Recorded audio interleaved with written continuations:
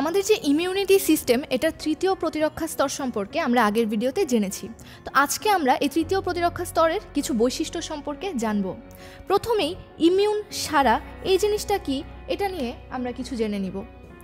Immune সারা হচ্ছে এমন একটা সারা যেটা হচ্ছে আমাদের দেহে যখন কোনো জীবাণু প্রবেশ করে বা বাহিরের কিছু প্রবেশ করে, ক্ষতিকর কিছু প্রবেশ করে, তখন আমাদের যে তৃতীয় প্রতিরক্ষা স্তরের কোষগুলো টি লিম্ফোসাইট এবং বি লিম্ফোসাইট এরা এক ধরনের তাৎক্ষণিক সাড়া প্রদান করে। এই সাড়াটাকেই আমরা বলে থাকি ইমিউন সাড়া। তো এই ইমিউন সাড়ার কিছু বৈশিষ্ট্য রয়েছে, এই বৈশিষ্ট্যগুলো আমরা আজকে জেনে নিব। প্রথমত, বহিরাগত অণুজীব শনাক্ত করে।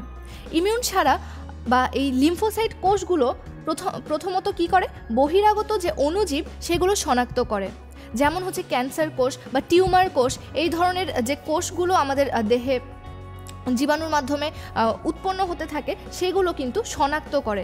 এই শনাক্ত করার পর সেই বহিরাগত অণুজীব বা কণার সংক্রমণ স্মৃতিতে ধরে রাখে এরা, এবং এই কারণেই এদেরকে কিন্তু মেমোরি সেল বলা হয়ে থাকে। আমরা আগের ভিডিওতে দেখেছি যে টি লিম্ফোসাইট এবং বি লিম্ফোসাইটকে আমরা মেমোরি কোষ বলে থাকি। মেমোরি কোষ কেন বলে থাকি?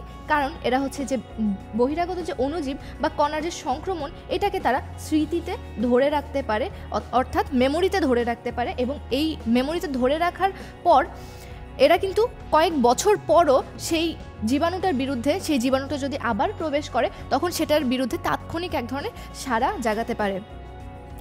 এবং এর কাজ হচ্ছে এটা সমগ্র দেহকে রক্ষা করে। ইমিউন ছাড়া যে লিম্ফোসাইটগুলো রয়েছে এই লিম্ফোসাইটগুলো কিন্তু শুধুমাত্র আমাদের একটা অংশেই কাজ করে না, আমাদের দেহে যে কোনো ধরনের বা যে কোনো জায়গায়, যে মানবদেহের যে কোনো অংশে ওই জীবাণুটা যদি প্রবেশ করে থাকে তো যেই অংশেই প্রবেশ করুক না কেন সেই অংশেই এটা কিন্তু কাজ করবে বা এই অনুযায়ী ইমিউন সাড়া জাগাবে। তো এই হচ্ছে ইমিউন সাড়ার 3টি বৈশিষ্ট্য। আমাদের পরবর্তী ক্লাসে আমরা ইমিউনিটির প্রকারভেদ সম্পর্কে জেনে নিব। সবাইকে ধন্যবাদ।